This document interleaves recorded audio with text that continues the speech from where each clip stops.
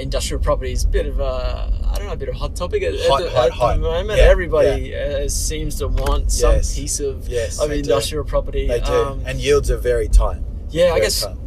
What's the big attraction to industrial property now? Why is everybody wanting it? Look, I think there's a couple of reasons. There's been a huge removal of stock in areas like your South Sydney and back in sort of closer to the city.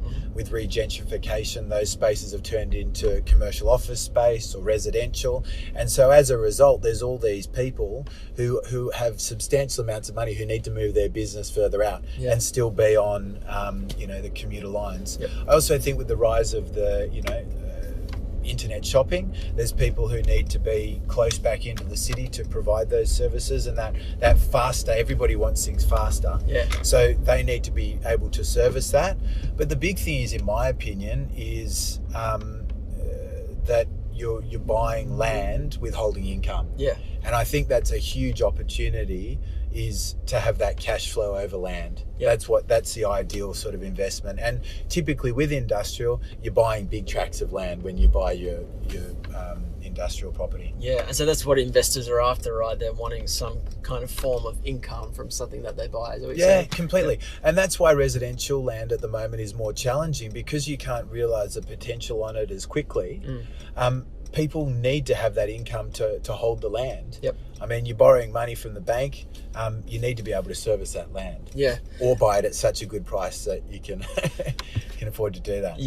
Let's say I'm a buyer at the moment. I guess, what do you like? If put yourself in a buying person's shoes, what do you like? What do you want to invest in? I guess, what do you like around Parramatta? And I guess maybe any tips for kind of buyers looking at some commercial property? So I'm always looking at what something is, but what it could be, because you can't buy it on just what it is today. You need to, because of the yields that you're needing to buy something at, you need to have some sort of story, as well as the long-term hold and capital growth. But there has to be some way of making the asset work harder and getting more out of that asset.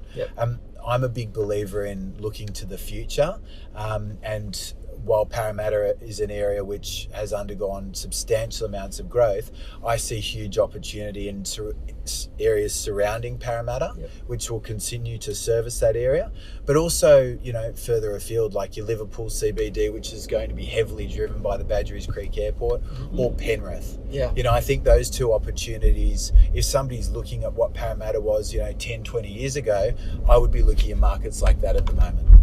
I want to touch on marketing. I guess most real estate agents, when they talk about marketing, they're thinking about it's residential property, and I guess we'll kind of do the marketing plan, but how does it play out in the commercial space, and what are your views on, I guess, how to market a commercial property?